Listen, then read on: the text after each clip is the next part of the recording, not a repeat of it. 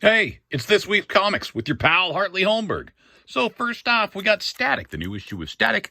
This is beginning the relaunch of Milestone Comics. I think next up is Icon and Rocket, and then Hardware. I've always been a huge fan of Static. I bought this stuff way back when it first came out. Love Milestone. I'm really excited to read this, and I hope it does well. Next up, we got another number one, Supergirl, Woman of Tomorrow, by Tom King and this artist that I'm not familiar with. It's a pretty cool little premise here. It seems like they're totally changing up everything about Supergirl. From what I got the hint of flicking through it, she's aged up a bit. She's lost her powers. She's gone a little sword and sorcery. Crypto's around. I can't wait to read this. It should be a lot of fun. I dig Tom King as long as he's not being forced to do editorial stuff like kill off DC characters. Next up, we got, speaking of killing off DC characters, I did not plan that. We got The Flash, the continual story of Wally West taking over the main role of the Flash again, traveling through time and maybe even dimensions. We don't know what's wrong with the Speed Force and why he's bumping around time, inhabiting the body of other speedsters. I think we're going to get to the core of it probably in this issue. And as you can see from the cover, this one's going to deal with, or at least it'll allude to, what happened in Sanctuary with that unfortunately awful Heroes in Crisis series where his powers went in a whack and killed a bunch of people, an act that didn't really ever make any sense. Next up, we got the new Jupiter's Legacy, Requiem. I'm really looking forward to it. Jupiter's Legacy, the comic, was far better than the comic book. Yeah, I got nothing more to really say about it than that. I think it's going to be fantastic. Tommy Lee Edwards is a great choice for a artist in this book. Mark Miller, his comics so far proved to be continually far, far better than the movies and TV shows that are spawned from them. Next up, we get a comic I'm sort of on the fence with right now. I don't know if I'm going to keep buying it. Radiant Black. It's a classic superhero premise. Young man sort of struggling with life gets alien powers, and can he handle responsibility? There's a other side to this. Some other people are getting alien powers, and they're not good guys, or they're not trying to appeal to their better nature and just using them for greed and whatnot. The first issue was fun. It started to feel a little bit like it started to feel a little boring to me, to be honest. But there is this premise that he's a fiction writer, and they'll have some of his fictional stuff in the back pages that I do find quite interesting. So we'll see. Number 5 here might be the end for me, but it might not. We'll see where things go.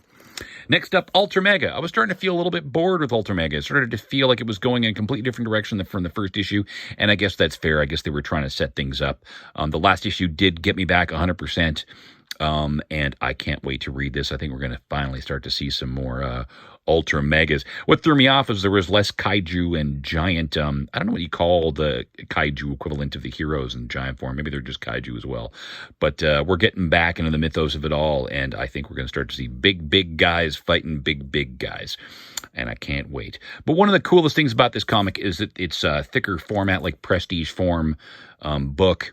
You were talking like 48 pages, I think, for each issue, like $4.99, something like that. So it's a great value, and I love the idea that you're getting a big fat book, and it's called Ultra Mega. It's sort of thematically is perfect. Next up, we got what appears to be one of the hot books of the week, Nightwing, number 81, from Tom Taylor and Redondo.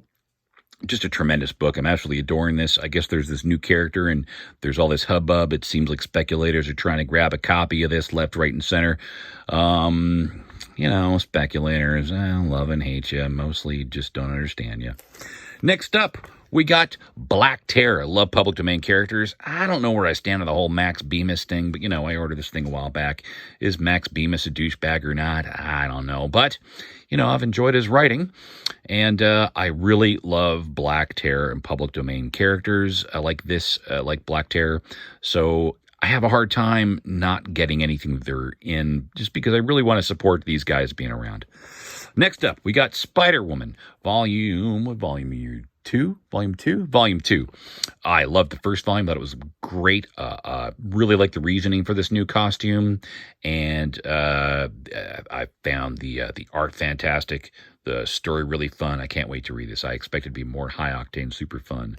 And then we got Thor by Donny Cates, Volume 2. Man, the first volume was fantastic.